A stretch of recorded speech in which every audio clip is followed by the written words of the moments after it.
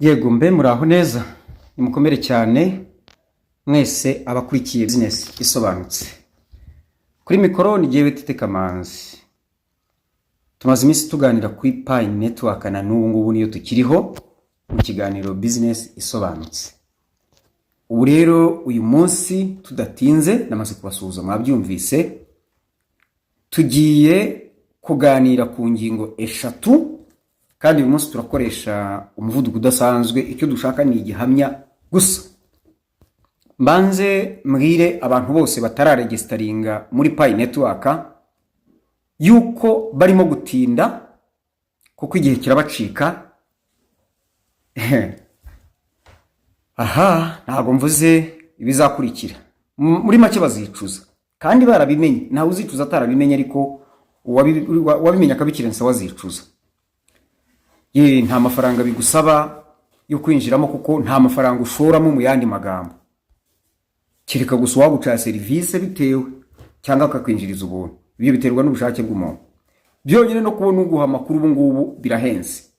Umunyamakuru ati nako umuturage ati ikintu cya mbere ni amakuru. Iyo udafite amakuru burya ntacyo ufite. Nibutse abantu, umuntu wese uri bukurikira iki kiganiro kumva agikunze, mu kiganiro giheruka nimero 58 ni mugikurikira neza murabona mu buryo bwinshi utuntu twinshi twagiye twigaho. Ni isomo rirerire rimara isaha. Murabonamo n'ukuntu ukora subscribe ugakanda ku nzogera ukajya ubona ikimenyetso kikwereka ko ikiganiro cyahageze kikijyaho. Yari cyano nyinshi nkurikira, ariko ikiganiro kikijyaho mpita nkibona, sinjya mvunika ngo ntegereze ngo mbese kirajyaho ryaringa ibiki.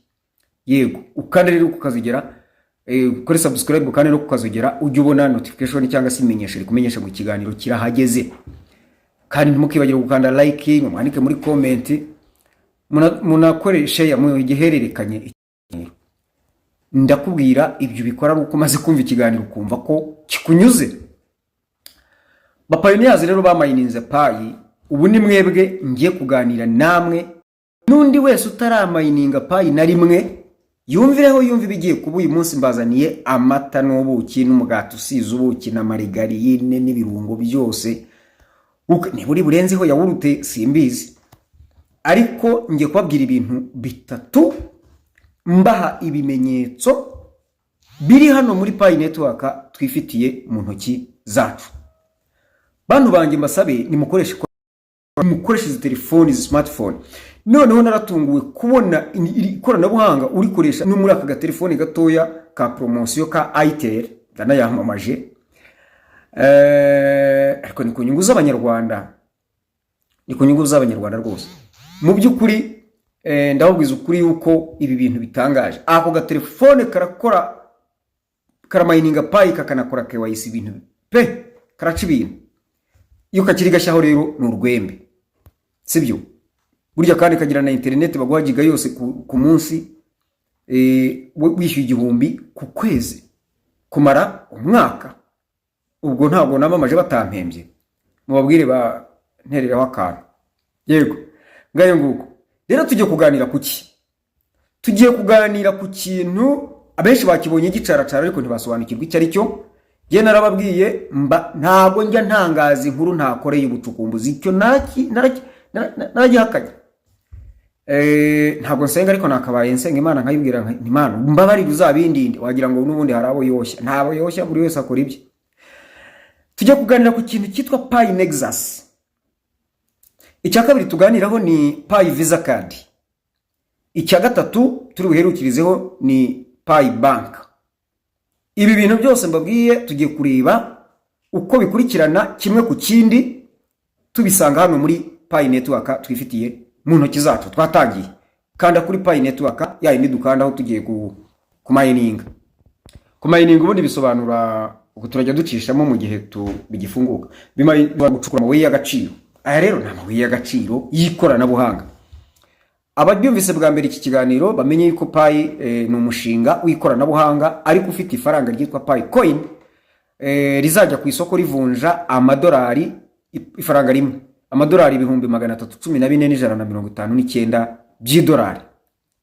Yego byumvikanye ngaho twagezeho tumayiningira kanda mu dukoni dutatu ibumoso hejuru mu nguni hanyuma ujye kuri Pi browser niza ujye hano hasi handitse alternative sign in ukandemo ya nibimara gufunguka urahita uhinguka hariya kuri muri Pi browser nugera muri Pi browser ifunguke ifaranga ry'ikoranabuhanga rero ni ifaranga rigiye kuzayobora isi yose aba bihakana nakazi kanyu aha twageze kuri Pi browser tugezeho tureba hano handitse blockchain ku murongo wa kabiri hagati turakanda muri blockchain nitumara gukanda muri blockchain dutegereze ifunguke ari igihe internet iba ari nkeya murabyihanganira nkuko nguku bigira gutya bigasubira inyuma nawe bikubaho okay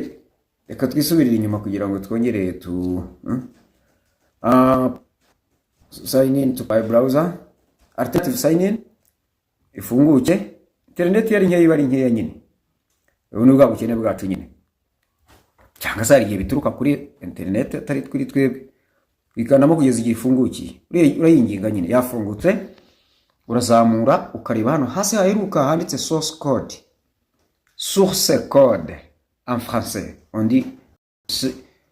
on lit source code aha tugeze hano kanda muri Pi apps maze gukandamo Pi apps zirafunguka gakanda hano kuri repositories ububiko bwa makuru menshi yes gategereza zigafunguka tumaze kuba abanyeshuri bihuta ntabwo tugenda gakeya turihuta nk'abanyeshuri bazi ubwenge tumaze kugera muri secondaire twavuye gardienne twinjira primary tuva primary hanyuma uzamura ubirindure ne kubaryongorera ariko tuba tuganira tujye kuri dushaka hano handitse doa ngiyi doa imbere yaho handitse ngo public kanda kuri doa bundi ni dirishya mu cyongereza cyangwa se fenêtre en français la fenêtre abaganda bagamba edirisa no Luganda twogera ko munange abaganda muri rudawa mutukube ko comment tubalabe tutegere nti tuli wamu mwebale nyu mwebale dala tweyanziza muje bali basebo ne banyabo iyi mitale iwatata muwozi mwasuze mutya oba mubera hariya bavuga mu cyangwa makuru bigambo cyeyo bene nk'ibyo byaratwibagiye twagiye noneho tumaze gufungura turamanuka hano hasi turebe ahantu hari ifoto ya Dr. Nicolas Kokarisi munsi ye hari umugabo wita Kosasihi uri koroza umukandeho mufungure Kosasihi numara kumufungura aze ushakishe ibikorwa bye hano ubundi dushakiramo hano muri iyo mbone hamwe ariko turaza hano turebe kuri Kosasihi Crypto Connect bayibonye cyangwa se ngaha hasi ngiyi Kosasihi Pi Nexus autonomous banking tuyikandemo yes twayikanzemo tumaze gukandamo ngo namwe murajya mubigerageza ibi muzakurikira ikiganiro 2-3 mwe mwabimenye nizo bikazara amagi natwe ntabyo twagiye kwicara mu ishuri ngo tubyige no kugerageza kandi byose tubikorera kugira ngo turusheho kungurana hano rero ugenda ureba ibikorwa byinshi bivuga ko uri iyi ngiyi Nexus ndashaka kugira ngo mbereke Pi Nexus bifite ibintu bitandukanye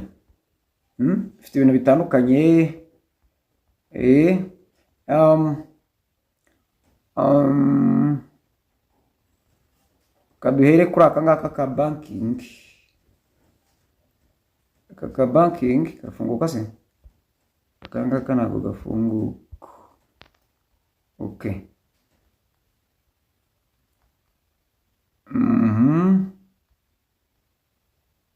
Pi Nexus ngiyi Pi Nexus chain Pi network Pi Nexus app API, Pi Nexus, blockchain,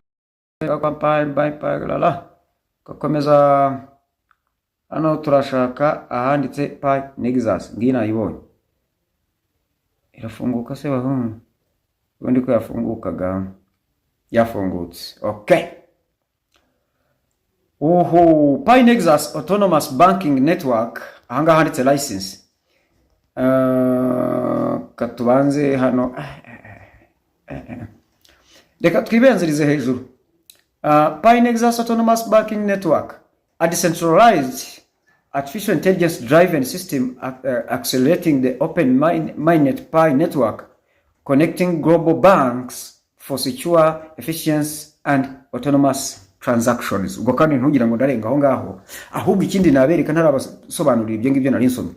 Murebe hano hasi kuri urutonde rw'ibintu murabibona urutonde rw'amabanki ariho za Central Bank za IMF, United Nations no member, IMF no partner, gutyo NDB China, Brazil, nabonyeho na za Google Cloud, Microsoft Artificial Intelligence no partner, yewe za Swift zo mu Burusiya, ni mu Burusiya hariya mu Suwisi, like that. Hakaba finance and compliance, bindi byinshi cyane we sisa. Yewe harimo ibyo tuzi n'ibyo tutazi, ibyo tuzi n'ibyo tutazi. Banki zo ni nyinshi, ibigo by'imari bikora nk'amabanki za IMF, ngiyo partner IMF, member World Bank. Reka ndekera aho ngaho mwabyumvise. Reka twisomerera amagambo nari mbabwiye. Iyi rero iyi Pi Nexus, it's autonomous banking network. Autonomous, it's a decentralized artificial intelligence driven system accelerating open mainnet Pi network, connecting global banks for secure, efficient and autonomous transactions. Nukuvuga ngo iyi ngiyi ni ikoranabuhanga, mbere na mbere ikoranabuhanga ni ikoranabuhanga urabona rya rishyirwa hano, rimara iki mbere na mbere, ni ikoranabuhanga rikora akazi ko guhuza za blockchains zitandukanye. Ni ukuvuga ngo ibi bigo by'ikoranabuhanga byinshi cyane, zaba za financial services n'ibindi, n'izi companies zose za Shift Network n'izindi zose, umurika y'amoko ane ya blockchains. Murumva rero impamvu twagira ngo twige ibi bintu, nubwo nabonye benshi batabishaka ko buriya tubirebera mu buryo mubikurikiramo, nabihagaritse kuko mbona mudashaka kubikurikira. Ubwo mu bishaka ahubwo tuzabigarura, cyangwa se mugira hari umuntu wigeze kujya nyikizo ngo twige kuri blockchain ifite amoko ane nkuko twayababwiye, mukurikira ikiganiro cyabyo murabibona cyangwa murabyumva. Hanyuma buri company nk'iya private hari public hakaba private, private blockchain, izi companies nyinshi nari mbabwiye cyangwa izo platforms buri imwe ifite blockchain yayo. None iyo ziyo gukorera mu kintu kimwe nk'iyi Pi network and public blockchain, irazifatika zihuza zose, ariko kugira ngo bijyemo kimwe gishobora kuba gifite ukuntu gitangaranye n'ikindi bitegeranye ngo bikore neza ibibumbe. Rero kugira ngo ibibumbe bifashisha icyo bita Nexus nakita nk'icyungo, umuhuza, yego, ikintu gifatanye ikintu n'ikindi. Reka mfate abantu basudira ibyuma, turiya tuntu bakoresha basudira ibyuma bigafatana kikavamo icyuma kimwe, byari ibyuma bitatu cyangwa bibiri. Reka ako kantu tukagereranye, ako bakita gukira karangi bagiye, tukagereranye nka Nexus. Ni ukuvuga ngo Nexus ni systeme ifata izo blockchain nyinshi ikazihuza ikazikoramo ikintu kimwe, kikaba nk'inzu ariko ifite ibyumba byinshi. Reka mbyite nk'inguni z'inzu, ibyumba bigiye bishamikiyeho. Muri make ibikuta ni inguni y'inzu ihuza ibikuta, bityo hakabasha kubamo ibyumba byinshi. Ubwo ngira ngo cyumvikanye aho ngaho, ntabwo nirirwa gitindaho. Nexus niko kamaro kayo. Rero izihutisha open mainnet ya Pi network cyangwa se open network, izayihutisha kuko ikizafasha hano iyi Pi Nexus Autonomous Banking Network izafasha guhuza ayo mabanki na Pi Network. Aya mabanki ni banki yariyo yose ibikeneye. Babanje rero ku mabanki akomeye cyane ari global cyangwa se akwiriye ku isi hose cyangwa se afite akamaro kanini cyane ku isi hose. Ibi rero iyo bibaye bitanga umutekano, bigatanga umusaruro, kandi ubwo umutekano ni secure, efficiency ni umusaruro uturutse achievement ibyo wagezeho. Hanyuma bikaba ari autonomous transactions, ni ukuvuga ngo transactions zikorerwamo, ni ukuvuga ngo ibikorwa bikorerwamo ni ibikorwa byigenga bitagenzurwa n'umuntu uwo ari we wese na buri wese ufitemo akaboko. Nuko twabibonye buri wese afitemo icyumba cye. Hari ufite icyumba muri Seed Network, hari ufite icyumba muri Amazon, hari ufite icyumba. Nabonye n'amakuru murajya ku kinyamakuru cyitwa hokanews.com, icyo cyo kivi muzinga makuru menshi cyane ya Pi Network. Aha niho naje kubona n'inkuru ngira ngo mu kwa karindwi igaragaza ko SpaceX ya Elon Musk deja yamaze kwiyunga kuri nayibonyemo na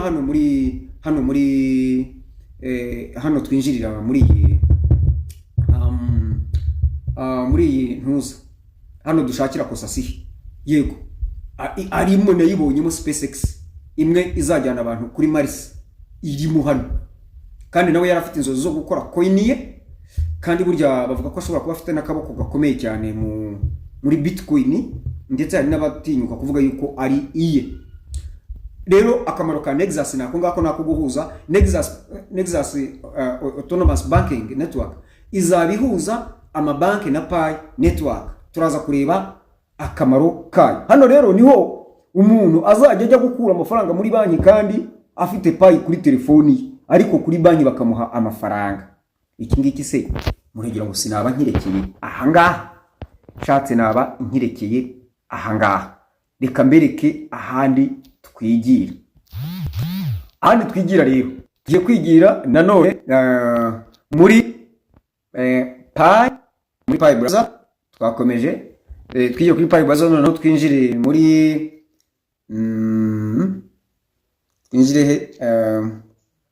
twihute tugereyo. Internet iyo itatubereye nziza, muraza kwihangana ikiganiro nabavuga ko kibageraho saa 4 zishobora kurenga kubera internet yagumye kungora, kandi nagomba kugitegura nifashishije internet. Ngitangiye ntinze kubera internet yari yambereye akasa mutwe, ndiseguye kandi nabamenyesheje ku mbuga zimwe na zimwe yuko gishobora kugeraho saa 4, ariko ndabona bitari bukunde kubera amasaha ndimo kugitangiraho kubera internet yari yambereye akasa mutwe. Ubwo rero tugiye kugenda buri yashatse wajya ufungura ukumva ikiganiro wafunguye telefone yawe ubundi ukajya ukurikira. Turi hano kuri Pi Network kabisa, muri Pi Browser. Tuvuye kwa kosasihe, nubwo naho bitaniye naho bose buri wajya gusanga ugasanga niwe wese ikomokaho, ugasanga abifitemo akaboko, kandi ni byiza cyane nta kibazo. Twadufuye hari muri source code inkomoko y'amakuru cyangwa se y'amacodes. Buri nkuru buri bifite code yayo, abazi ururimi rw'ikoranabuhanga iyo bagiyemo bahita babibona. Yes, twagarutse kuri nyirizina kuri Pi Browser. We turn back to Pi Browser. Let's it be open. Tuba twafashe urugendo rurerure no gusubira inyuma, hari bigira bitende internet ni ikibazo, ariko nibura tugenda twiga. Yes, twasubiye kuri Pi Browser yacu, tugiye guca noneho indi nzira. Pi Browser irimo amakuru menshi cyane. Noneho tugiye kwinjira kuri Brainstorm. Twagiye umuvumba ubwonko wagiye tunyuze hano kuri brainstorm ni ahantu dushakira imishinga yamaze kwemererwa gukorera muri Pi mu buryo bworoshye. Navuga ngo mu buryo bworoshye, tutanyuze noneho mu buryo bwa gihanga nk'iriya kwa Kosafi, tunyuze kuri source code. Turanyuramo tugere hano hejuru twandike aho kubwira ngo search projects by name. By name nabwiye ko mbabwira kuri Pi Visa card. Pi Visa card ndabyandika mukabibona nawe kandi mubyandikemo mu birebe. Pi Visa card, let's search Pi Visa card. Visa card tuyishake. Iyo umaze kuyandikamo kanda hano muri hackathon. After clicking on hackathon ukandamo hano, wayibonye ko yaje, mwayibonye, read more ukakandamo, umva makuru kuri Pi Visa card. Through this Visa card, through this Pi Visa card, pioneers can use it to receive salaries, carry out business transactions like settlement of bills and exchanging Pi for other cryptos in the crypto market. And by so doing, Pi summarizes most of the world's socio-economic activities in one, which is the Pi Visa card. Aka kantu mukumve neza. Binyuze kuri iyi Pi Visa card, aba pioneers bashobora kwakira imishahara yabo, guhererekanya amafaranga nyine muri business zabo, nko kwimura amafaranga, kuyavunjisha, kuvunjisha Pi mu zindi cryptocurrencies, ku isoko ry'ama cryptocurrencies. Kandi iyo bakora ibyo ngibyo muri make, mu gukora ibyo Pi mu ncamake ivuga uburyo ubukungu, ibikorwa bigize ubukungu bw'isi bishobora kuzaba bikubiye mu kintu kimwe cyitwa Pi Visa card. Uyu munsi ndumva afite umunezero, ariko nagiye gukora ikiganiro numva ntangiye kugira nakoba kanze kambera ko ntabwo nzi impamvu kari mu kumfata, kuko ndareba ibyiza biri hano. Avuga ko se ibi bintu nibyo, kandi ndabireba ndumva bindenze. Kamaze ni kuri kote ndumva ko yantangiye kuvuga ibintu binyinjira mu bwonko cyane, niyo nishimye numva umubiri ushye. Pi Visa card umva gahunda ukuntu imeze. Hanga tunaveyo tujye gushaka n'akandi kantu dusorezaho. Hano ukuntu diru izaba imeze, wowe uzajya ujya kuri banki, ndaje tubirebemo hano, ari nacyo duherukirizaho. Banki yamaze kwiyandikisha muri Pi Network bihujwe n'iriya Pi Nexus. Ariko murebe ukuntu mba nabateguriye dusomo tubayobora neza, tukabumvisha neza ibintu biriho.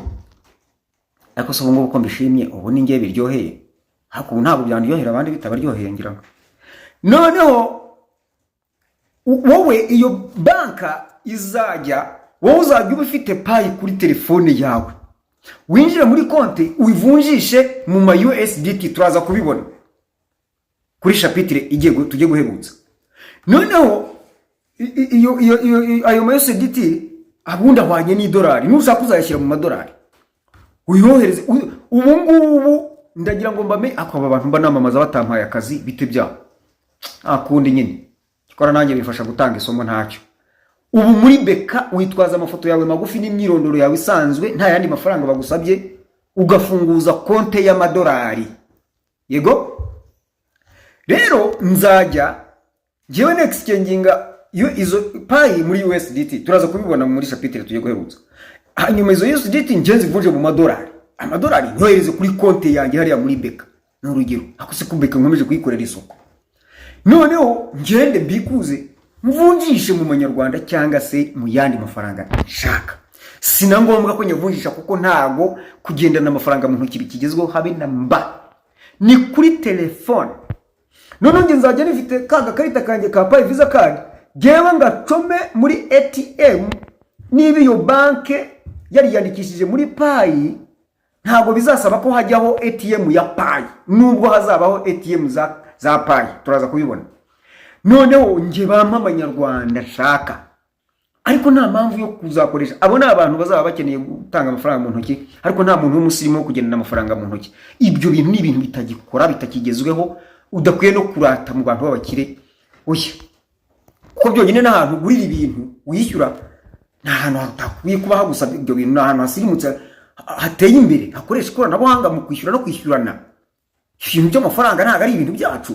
No, telefone igira umubare w'ibanga. Hego, okay. Noneho rero Pi Visa card uyicomemo. Nje kubaha urugero, jewe nigeze kujya Uganda, noneho mu guhindura amafaranga ambana make, kandi mfite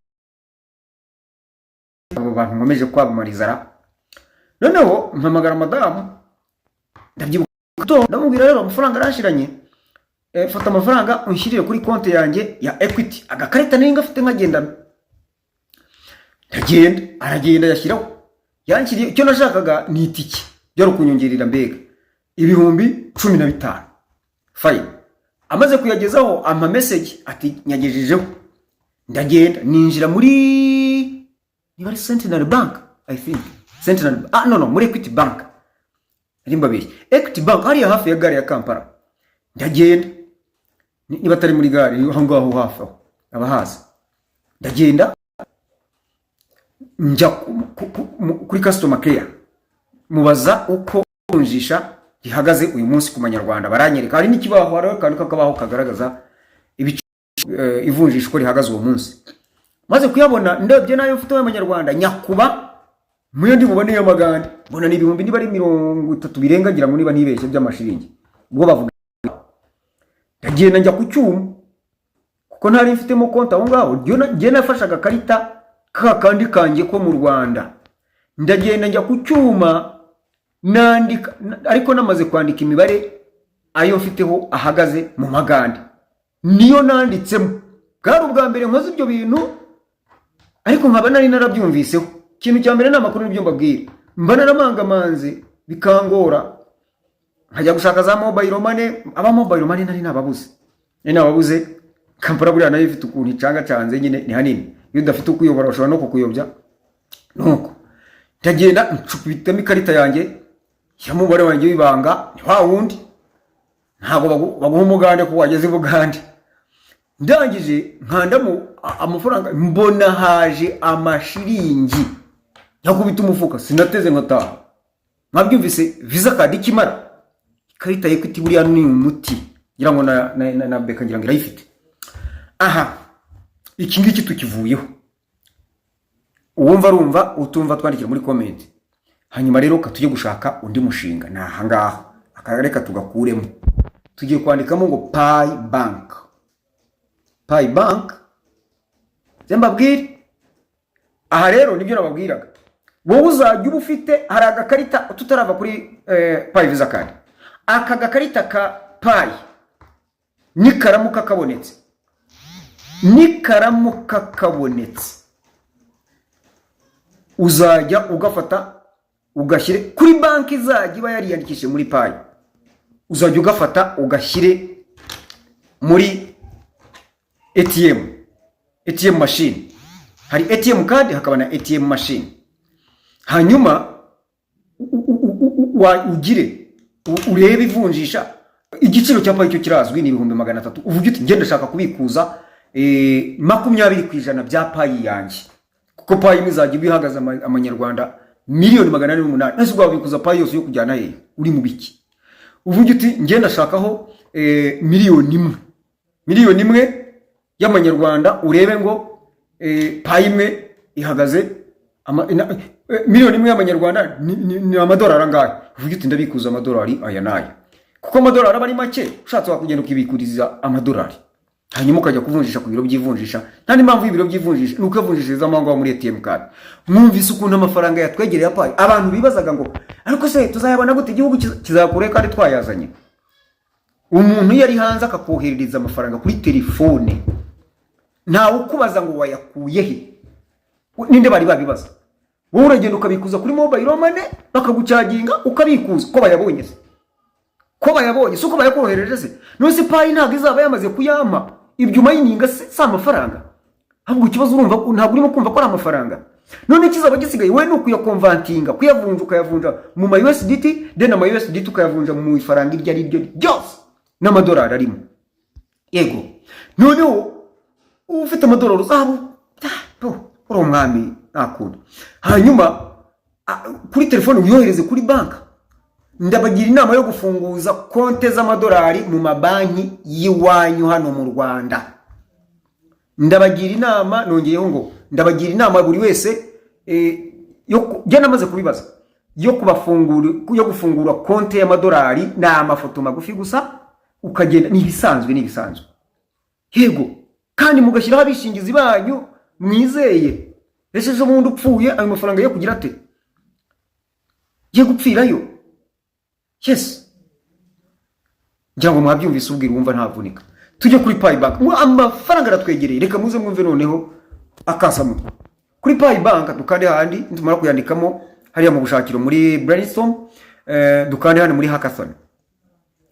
Nitumara gukanda muri Hackathon ubu ndamara impungenge abantu bibajije ariko subu tuzayabona dute ntabwo igihugu cyayabona kandi bayohereje twe turayafite tumeze nka twayohererejwe. Dr. Nicolas yatwoherereje muri systeme zacu. Ikizaba gisabwa no kuyavunjisha ni bande bazayavunjisha barabonetse amabanki yamaze kwiyandikishamo hano. Yego okay twagiye tuzakonvertinga tuyashyira kuri Visa card. Tumara kuyashyira kuri Visa card iri connected. Niba ari Visa card ya BK, niba ari Visa card ya BPR, niba ari Visa card ya Ecobank, niba ari Visa card ya izi Ecobank zirimo hano muzitonde neza mu birebe. Uzafata Visa card yabo ujye niba yarabaye connected muri Pi network ubwo nazo byo tuzabisakinga tubirebe. Ariko narabibonye mu hano araho nigeze kubirabo na Equity uzafata ubwo tubonereho gusaba na BK nayo ibikora kurikirana ibi bintu bikore. Uzafata amafaranga ya converting uyayohereze kuri Visa card yawe. Iyo Visa card ujyane kuri ATM y'iyo bank kubiri ko kiri connected na Pi network. Uhito ukuramo amanyarwanda va kuri barayamase uyafite mwaritse ubwo murabona ibintu ari byiza ku buryo utabikwiriye. Bagiye mureka kwipfobya kugeza ku rwego rwo ku oya. Okay Visa card hari imishinga ingahe hano 1 2 3 4 5 6 kuri Paybank 6 tujye kwirebera hamwe tunasoza. Paybank iya mbere. Paybank will be unique bank in crypto world where exchange will be only for Pi to local fiat. Kankarambure ndabanza icamake then nkarambure. Paybank will be unique bank in crypto world where exchange will be on for Pi to local fiat. Paybank will facilitate for conversion of Pi to USDT and USDT to Pi and other local currencies. This will boost Pi utility. Ubuse mvuga iki koko? Ubu mvuga iki ko? Ariko mani shimwe ubwo byanditse aha uzajya bishaka zajya inzira mwayibonye muzajya mukuri iki kiganiro ni 59 mu bisome mu birebe kugeza mu byemeye. Ndabibemeza tu dore ibimenyetso ngibi sinkivuza ubu ngo dore icyo bisobanuye mu Cyongereza mu busemuzi bwanjye bukeya mvuko bivuga. Paybank aba ari umwihariko cyangwa se imwe rukumbi muri crypto mwisi ya crypto ivunja kandi zavunja Pi gusa mu mafaranga asanzwe.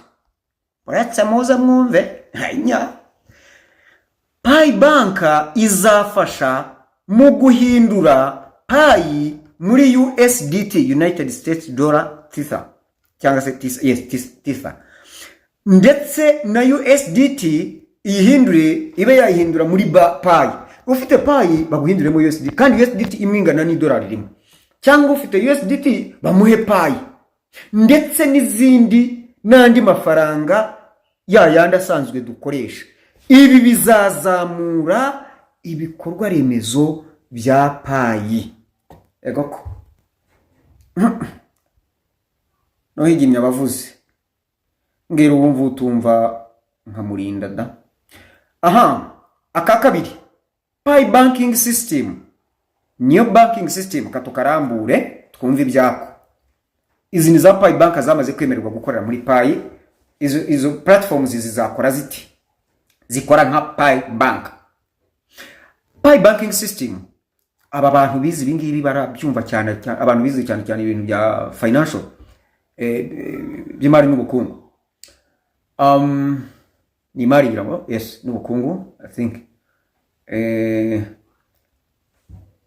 All we know that what we faced in the past years, now we can change the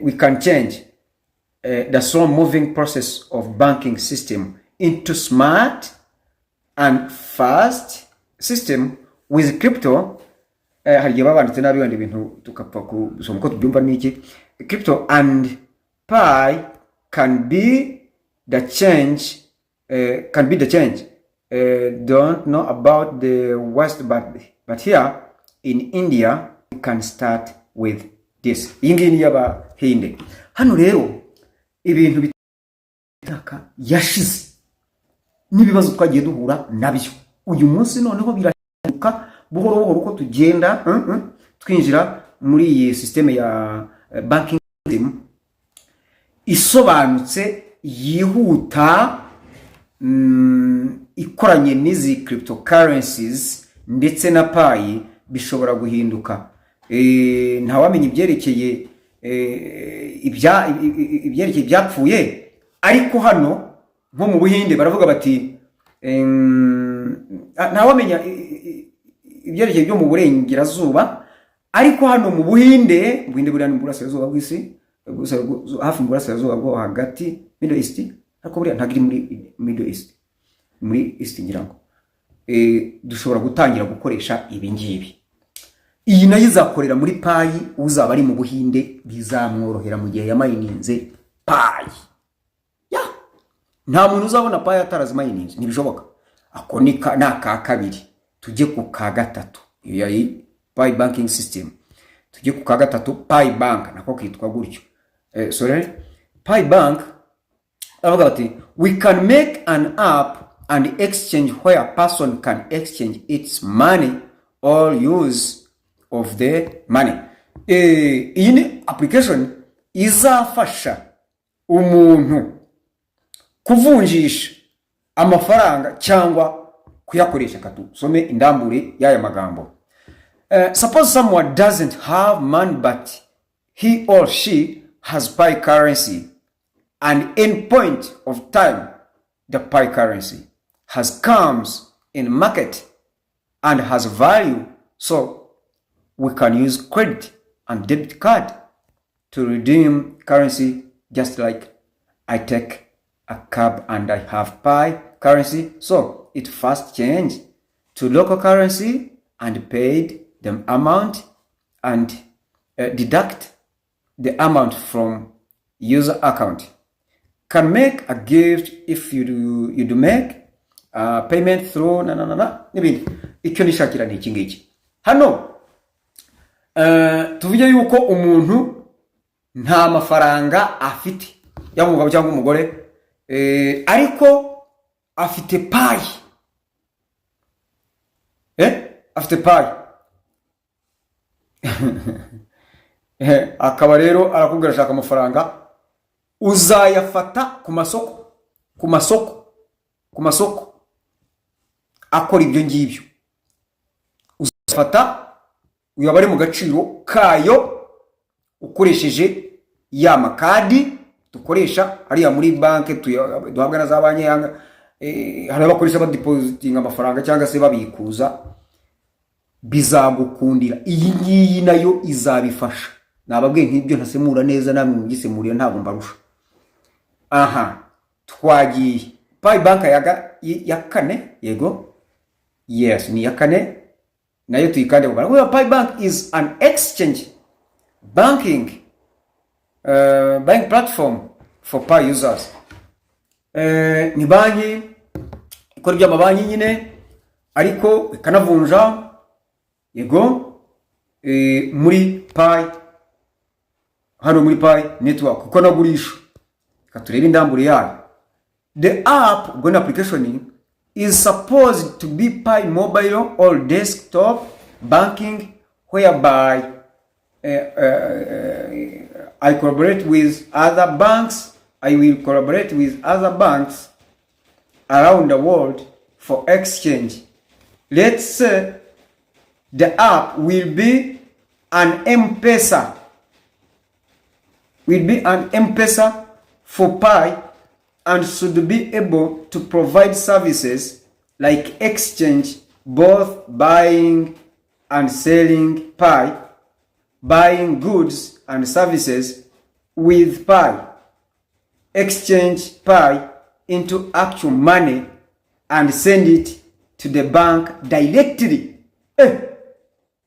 or vice versa.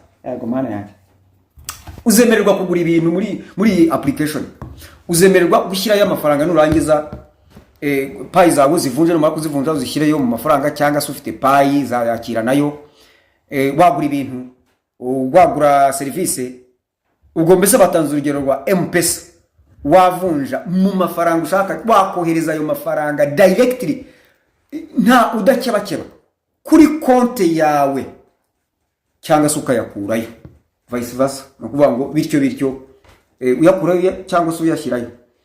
Aka gatanu kegereza gasoza Pi bank ya gatanu, baravuga ngo checking accounts, isuzuma accounts,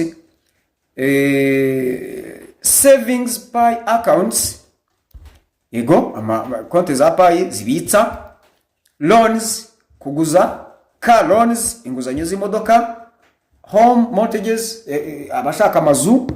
Iyi ngiyi iza bafasha. Bizagenda bite? Uyajya Pi bank accounts from any banks, konte zo muri buri banki ariyo yose, banks that not block crypto, za banki zitagira gute, zidaheza cryptocurrencies related and connected to Pi network account, za zindi zamaze kwihuza na Pi network. Izo konti, izo banki ubwo rero tuzazishaka. The pioneers, aba pioneer kuri izo banki, can send or transfer yego Pi networks for bank credit, loan and so on, with a Pi bank interest rate agreed between Pi bank and Pi loaners and Pi takers. Ni muri blockchain bikorerwa with Pi network coins or real money, depending of course on credit period. Pi savings, insurance, bankruptcy, I will provide details later azavugaho byinshi nyuma. Kind regards. Rero hano icyo bazajya bakora ni iki ngiki. Aya makonti dufite muri izo banki zamaze kwihuza na Pi network bifashijwe na yarya koranabuhanga rya Pi Nexus. Ariko izo ngizo zazindi zidaheza cryptocurrency. Umupayonera ni umwami muri iyo banki, ari ukohereza amafaranga, ari ukuyahererekanya hagati yabo za transfers, kuyohereza ku yindi konti cyangwa kuyohereza umuntu ku giti cye,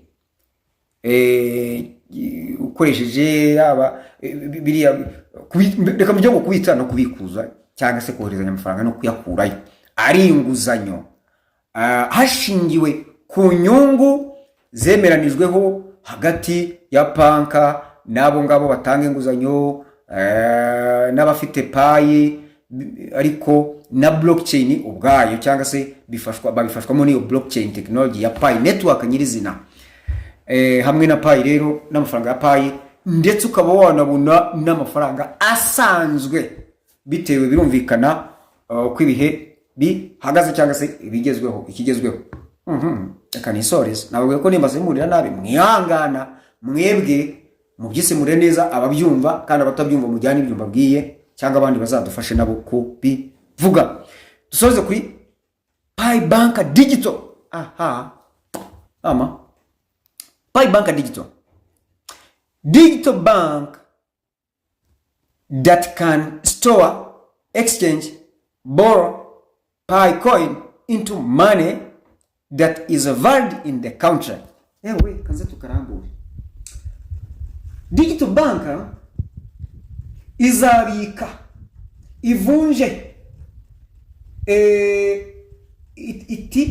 itize. Yego, itize.